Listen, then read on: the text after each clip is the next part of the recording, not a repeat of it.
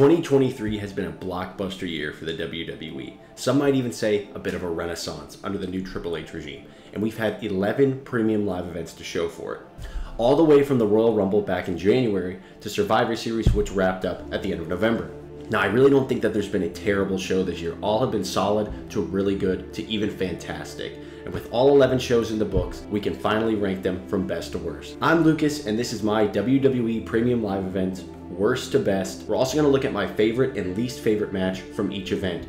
So go ahead and drop your favorite event of the year, what you liked, what you didn't like. If you want to drop your whole rankings, go for it. Like, subscribe. Let's get right into the list with number 11.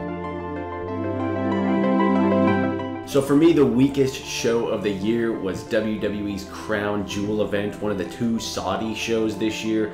Definitely the weakest crowd of the year. It was kind of a smaller venue, it looked like. All the matches this night were pretty solid, but not great. There was no standout match, I think. Fun LA Knight match. The women's five-way was what it was. The right person won, but nothing really stood out. The Drew-Seth match was all right, but for me, the weakest match of the night was the Io Sky Bianca Belair match for the women's championship. The crowd wasn't in it at all. It was cool to see the return of Kairi Sane, but there was no pop for her, so just kind of felt like they could have saved that, and it wasn't anywhere near as good as their match at Backlash. However, the best match of the night, I think, was Logan Paul versus Rey Mysterio for the United States Championship, which Logan Paul won using the brass knuckles. This led to the Santos heel turn, which I liked. A solid match, some good spots there. Rey's great, Logan's getting better and better each time he's in the ring. So that was definitely my match of the night. But yeah, Crown Jewel, I think, was the weakest show of the year. Next, we've got WWE Fastlane, kind of one of the more filler shows of the year, definitely a B show, but I think it still delivered. Too many tag matches for sure, but I thought it was kind of a feel-good night. Most of the face teams won. You got to see Cena and LA Knight in an okay-ish match. I don't think there was a terrible match across the board. I would say the weakest was probably the LWO versus the Street Profits match. Cool to see Carlito come back, but he was only in there for a few seconds, and they haven't really done much with him since, other than feeding into the Santos heel turn. The best match of the night for me, I've got to go with the tag match between Judgment Day and Cody and Jay. Maybe it's only because the press conference was so funny afterwards, but I wasn't expecting them to put the tag titles on Cody and Jay. Granted, it was only for a couple weeks, but it was cool to see them get that little pat on the back, pad their stats a little bit. So I enjoyed that, but overall Fastlane did feel like a filler show, but it did its job of still being entertaining and not really having any terrible matches. This next one might be a surprise to some, but I'm gonna go with SummerSlam. I thought this show was overall kind of a letdown, especially for a Big Four pay-per-view. Definitely one of the worst matches we saw all year in a premium live event. Shayna Baszler versus Ronda Rousey in that weird pseudo MMA style fight. Just a terrible match start to finish, I thought. It was boring. People didn't seem to care. Kind of a terrible match for Ronda to go out on, but I guess she's doing indie stuff now, so good for her. But yeah, definitely the worst match of the year on a premium live event. My best match of the night is probably a tie between Cody Rhodes and Brock Lesnar. I like how they wrapped up that feud. It was cool seeing Brock raise Cody's arm. They did a good job at wrapping all that up. The other match I really liked was Ricochet versus Logan Paul. Really high flying. It opened the night, set a good tempo, but I felt like the rest of the night was really kind of a letdown. The main event, Jay versus Roman, was too long, and it was a predictable outcome. So yeah, SummerSlam, bit of a letdown. I even debated putting Fastlane above it, but ultimately it did have some good moments. You got the Io Sky cash in, which I liked, but yeah, SummerSlam, not my favorite, but not terrible. Up next, I've got Payback, which I thought was kind of the dark horse show of the year, kind of considered a B premium live event by some, but I thought they really delivered in not making you feel like, oh, this is just a filler show. A lot of solid matches throughout the night. My favorite was the Steel City Street fight between Judgment Day and Kevin Owens and Sami Zayn for the tag team titles. A lot of cool spots. Kevin even got cut open, as well as subverting my expectations by putting the belts on Judgment Day. Got to give an honorable mention to the steel cage match between Trish Stratus and Becky Lynch. I think this was Trish's best match ever. They did a great job. a lot better than their match at Night of Champions, and it concluded the feud really well. So I enjoyed that match overall. I would say the weakest match of the night was probably Austin Theory versus Rey Mysterio for the US title. I just didn't feel like there was a lot of stakes. It was a solid match from an in-ring perspective, but I didn't feel like they were going to put the belt back on Theory, and Rey was kind of just a placeholder champion in my opinion, but wasn't a terrible match, just the weakest of the night. Overall, really enjoyed Payback, especially for a so-called B show. Kept me entertained the whole night. Next, we have Night of Champions, the other Saudi show from the year, and I thought this Saudi show was a whole lot better than Crown Jewel. The crowd was a lot more into it, a lot more energy. It seemed like it was a bigger venue, so maybe they should stick to the bigger venue because you just get a lot more crowd noise. A lot of good matches. The opening for the new World Heavyweight title between AJ Styles and Seth Rollins was solid. You had Cody versus Brock. Cody still looked strong even though he lost and passed out and whatnot. My favorite match of the night was actually the main event, the tag match between Sami and Kevin versus Roman and Solo. Really solid. You had the Usos finally turn on Roman, which led into the Bloodline Civil War. So a lot of story development there, and the crowd was so behind Sami the whole night. It was really cool to see him get his flowers over there. So loved that. Weakest match of the night for me was, unfortunately, Rhea Ripley versus Natalya. Natty just got squashed, so not much they could do. It was just a short squash match. So yeah, weakest of the night. But overall, Night of Champions, whole lot better than Crown Jewel, and I thought they hit on almost all the matches. Up next, we've got Money in the Bank. That's right. I thought it was a really good show, but these next probably 3 or 4, I think you could swap around depending on preference. I thought Money in the Bank was really good. Favorite match of the night was probably either the Bloodline Civil War or the men's Money in the Bank match. The women's Money in the Bank match was pretty solid too. I don't think there was one. Oh, look, he doesn't want to cash in. Looks like he dipped out with the Money in the Bank briefcase. But again, I don't really think that there was one standout match for Money in the Bank. All were solid. I think the weakest match of the night was the Women's Tag Team Championships. You had Ronda and Shayna versus Liv Morgan and Raquel Rodriguez.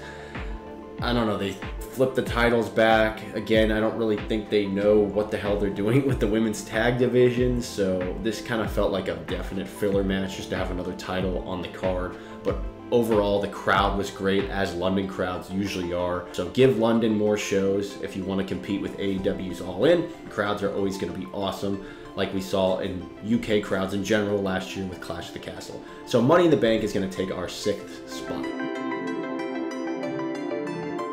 Now we are into our top 5 pay-per-views of premium live events of the year, and I'm going to go with the Royal Rumble. I've always loved the Royal Rumble. It's one of my favorite events of the year. Ever since I was a little kid, I'd always get the most excited for the Royal Rumble, and this year wasn't my favorite Royal Rumble by any stretch, but it was still really solid. I thought both Rumble winners were very predictable, but my favorite match of the night, though, was the Women's Royal Rumble. I really liked seeing Rhea go from 1 to 30. It really catapulted her into her WrestleMania match where she would end up winning the title. It showed how dominant she was and was able to outlast all the other women. The Men's Rumble match was good too, but I didn't like Cody coming in at 30 and winning. I don't really like it when the 30th spot wins unless it's like a surprise comeback. I guess it kind of was because he was returning from injury, but everybody knew he was going to win the Rumble. I think the weakest match of the night was probably Bianca Belair versus Alexa Bliss. And I just didn't really buy into the whole feud and the predictable person that ended up winning. We also got the epic face turn of Sami Zayn after the main event, Roman Reigns versus Kevin Owens. Finally, it was just a great moment to see he had had enough. Sami had had enough and finally snapped, and it was just really cool to see defending his friend. So I loved that. Great storytelling. Overall, I thought it was a good Rumble. Not a great Rumble, but a good Rumble, and I really enjoyed the night. Coming in at number 4, we have the Elimination Chamber, and this was an awesome Elimination Chamber. I actually thought the 2 highlights of the night for me weren't the 2 chamber matches. They were solid. I liked seeing Asuka win. That was cool. Get her Mania match. The US title one was whatever. It kind of just set up Logan Paul versus Seth Rollins at WrestleMania. But my favorite match of the night was the main event. Sami Zayn finally getting his crack at Roman. It was awesome. Yes, I knew Roman was gonna win. They weren't gonna have Sami go into WrestleMania as the champ, but it was cool seeing him get his flowers right there in his home country, his wife ringside. It was emotional. You could feel the crowd. Really great storytelling throughout the match. I also really enjoyed the Grit couple versus Finn and Rhea. It was cool seeing Rhea face off against Beth Phoenix. Enjoyed the match. Right people won that one as well, so solid. Worst match of the night though was Bobby Lashley versus Brock Lesnar. I don't know why they decided to do a finish like that. It was just kind of boring. Definitely the weakest match of the night, but overall Elimination Chamber was a solid, really good show. Number 3 is the perfect example of when a crowd makes wrestling even more awesome, and that was the case at Backlash 2023. This was an awesome show in San Juan, Puerto Rico. The crowd was electric the whole night. Match of the night is obviously Bad Bunny versus Damian Priest in the San Juan street fight. If you haven't seen Bad Bunny's walkout entrance at the beginning, it's crazy. I don't know if there's ever been a pop like that before. Just wild. The whole crowd singing along, and the guy can wrestle. Awesome match between the two.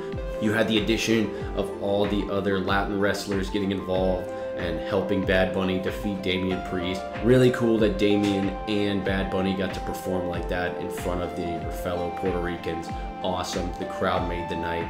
Selena Vega got her moment against Rhea Ripley. No, she didn't come out on top, but you could see on her face just the emotion being there was, and it was just a great moment for her, even though she lost. Weakest match though, I've got to give it to Seth Rollins versus Omos. We haven't seen Omos in months now. I don't know why they wasted Seth on this match, but yeah, felt very filler. It was before he had the World Heavyweight title.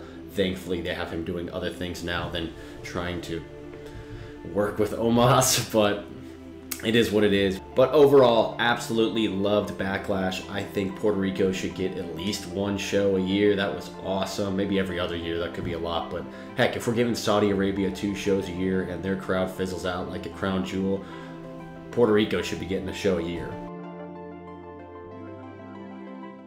Here we go, our final 2 PLEs to rank, and I went back and forth on which one I was going to put at 1 and which one I was going to put at 2, and I decided to go against my recency bias, and I'm going to put Survivor Series War Games 2023 in the 2nd spot. I just reviewed this the other day, so I'll be brief, but I loved this show start to finish. My match of the night was the men's War Games match. You had Randy Orton returning, coming back, helping out Cody's team. A lot of awesome spots. And then finally, the biggest pop of the year probably, other than that Bad Bunny entrance, but probably the biggest pop of the year and the biggest surprise in probably the last 10 years. CM Punk returns to the WWE in Chicago. Absolutely electric. Just a great night overall. I felt like every single match though could have used maybe 5 to 10 more minutes to really get going, especially the mid-card matches such as Santos Escobar and Dragon Lee. They were really just starting to cook. I thought the weakest match of the night was probably Rhea Ripley versus Zoe Stark. Again, neither of their faults. It's just how the women are being booked right now, and nobody seems to be a legitimate contender to Rhea, but still a solid match. But the weakest of the night, the women's War Games match, was awesome as well. Io Sky jumping off in the trash can. Still a little iffy on if the right team won, but if they do the right thing and they make it interesting at the Royal Rumble and going into Mania with the Damage Control collapse, I think it could be a really good payoff to what happened at War Games. But Survivor Series 2023 is going to take my number 2 spot. In our number 1 WWE PLE of the year, gotta go with the granddaddy of them all, WrestleMania 39. Goes Hollywood. Just a great WrestleMania, one of the better ones I think we've seen in the last 5 years. Really solid start to finish. I think night 1 was a whole lot better than night 2. Night 2 just felt like, oh, can we get a break? And eventually kind of left us with a sour taste in our mouth as Cody ended up losing to Roman, for Roman to continue this seemingly never-ending title run, but night one was awesome. My favorite match of WrestleMania, this is a really tough one because almost all of the matches delivered in ring, but I think I'm gonna go with, I don't even know. I'm debating between Gunther in the triple threat for the Intercontinental title against Drew McIntyre and Sheamus, as well as the tag team championship match, the main event of night one between the Usos and Sammy and Kevin. Both matches were awesome, tore the house down. I think if you gun to my head, I think I like the style of the Intercontinental match a little more, but they're neck and neck for me. Also really enjoyed Rhea defeating Charlotte cleanly. Loved seeing that. Great match there. Great way to start off her title run.